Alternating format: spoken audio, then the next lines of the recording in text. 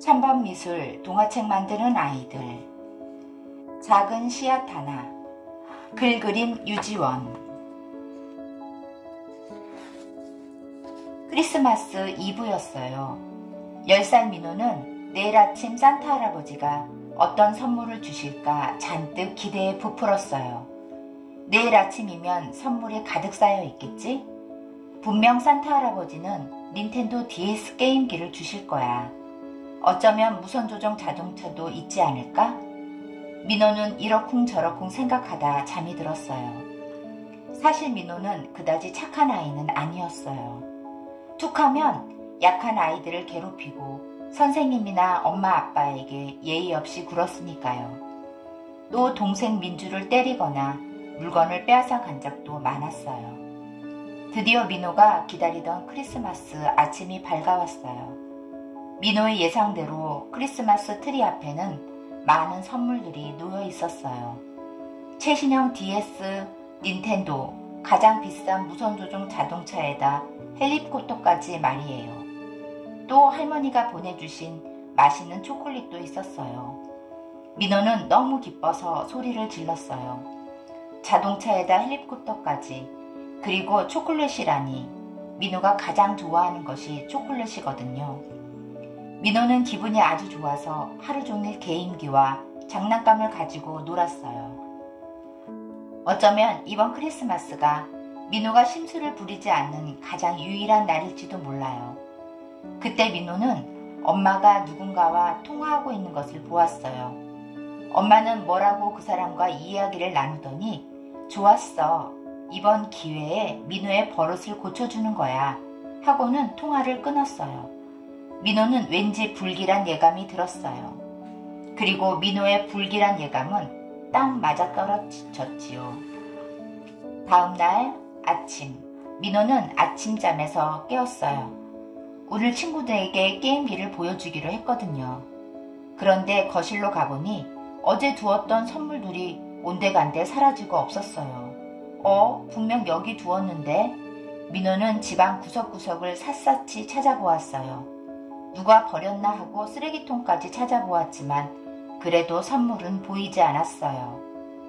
민호는 씩씩거리며 엄마에게 선물을 다 어디다 두었냐고 물어보러 갔어요. 그때 작은 쪽지가 눈에 띄었어요. 선물이 있었던 자리에 말이에요. 그것은 민호의 외삼촌이 보낸 편지였어요. 그 쪽지 안에는 이 선물은 내가 가져가마.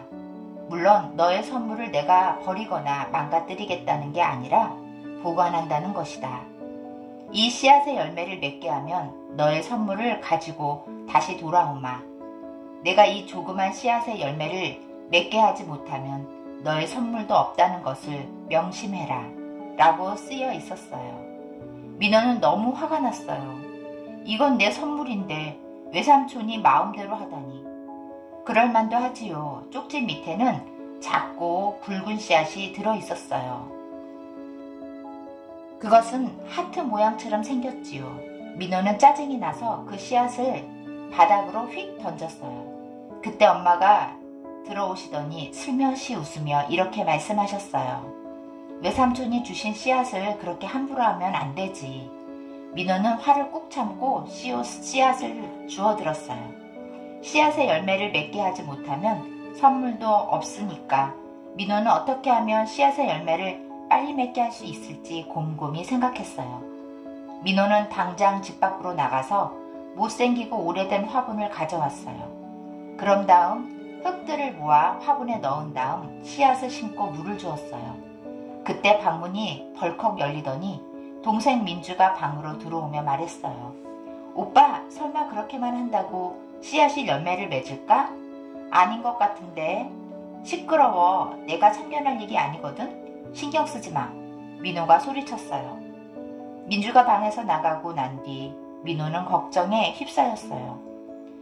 이 씨앗이 뭐길래 민주가 저런 말을 할까? 왜 외삼촌은 이 씨앗을 키우라고 한 거야? 이 씨앗이 열매를 맺을 때까지 기다리면 되게 오래 걸릴 텐데 애들한테 크리스마스 선물도 못 보여주고. 하루, 이틀, 사흘. 그렇게 일주일이 지나갔어요. 하지만 씨앗은 새싹은커녕 전혀 달라진 게 없었어요. 민호가 매일 물을 주고 있는데도 말이에요. 민호는 애가 타서 죽을 지경이었어요. 하루빨리 크리스마스 선물을 되돌려 받고 싶은 마음도 간절했지만 그것보단 이제 씨앗에 새싹이 튀어야 한다는 사실이 더 중요했어요. 그렇게 며칠이 지나고 개학날이 다가왔어요. 개학날 아침 민호는 툴툴거리며 졸린 눈으로 집을 나섰어요. 민호는 친한 친구 지민이와 함께 학교에 갔지요. 재민이는 방학 동안에 가족들과 해외로 여행을 갔다 왔나 봐요. 가방 속에 반 친구들에게 나누어줄 기념품이 잔뜩 들어있었어요. 민호는 해외여행을 갔다 온 재민이가 부럽기도 하고 셈이 났어요. 민호는 방학 동안 별다른 걸 하지 않았거든요. 그때였어요. 한 아이가 친구들과 함께 빙판 위에서 놀다 꽈당하고 넘어졌어요. 그 아이는 울고 있었고 친구들은 어쩔 줄 몰라 했어요. 민호는 그 아이에게도 다가가 손을 잡아주며 일으켜 주었어요. 괜찮아? 보건실에 가봐야 하는 것 아니야? 팔목이 삔 것 같은데? 형 고마워. 그래도 아프지는 않아. 민호는 자신의 행동을 도저히 믿을 수가 없었어요. 재민이까지도 말이에요. 평소에 짜증을 잘 내고 예의가 바르지 않았던 민호가 다른 아이를 도와주다니 믿기지가 않을 만도 했지요. 저 민호야, 내가 아픈 아이를 일으켜주다니 정말 놀라워. 난 내가 그렇게 착한 아이인 줄 몰랐어.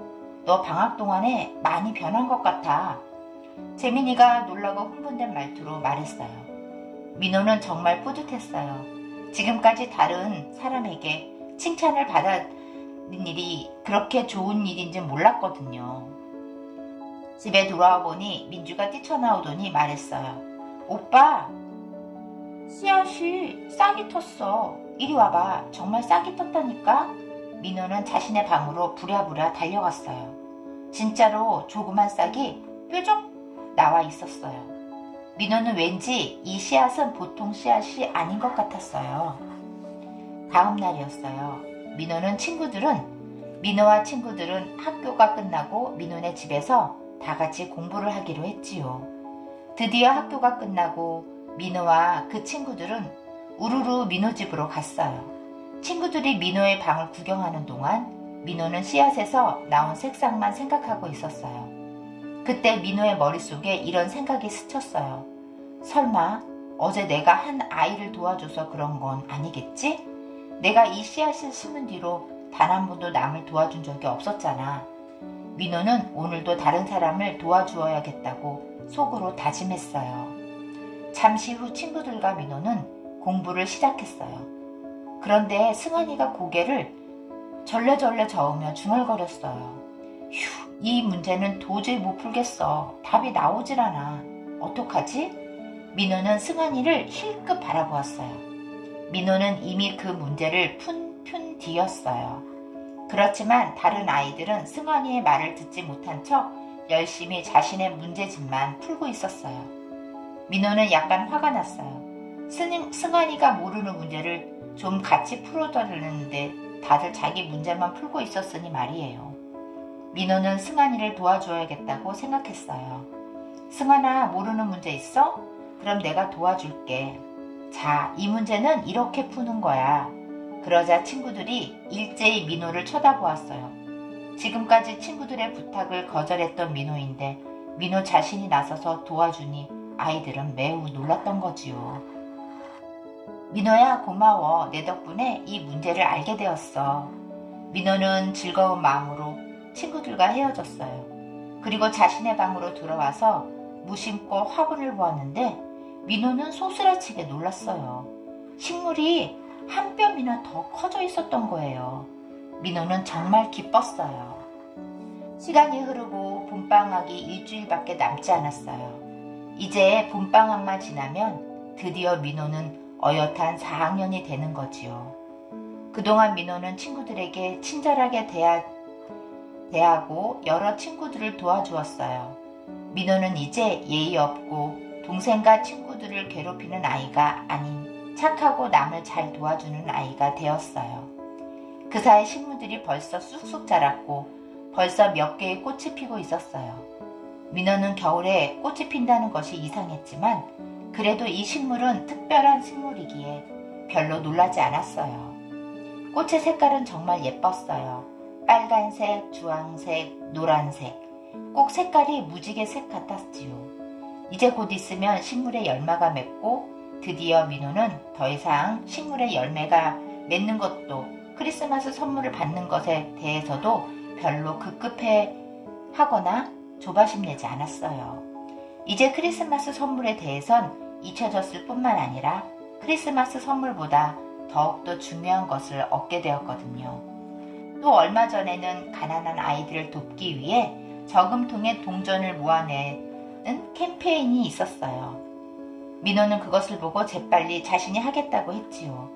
그 후 민호는 엄마의 심부름이나 설거지, 신발장 정리 등을 통해 돈을 모아 모두 저금통에다가 넣어 가난한 아이들을 돕는 데 참여했지요. 이 일에 대해 가장 좋아했던 사람은 엄마였어요. 엄마는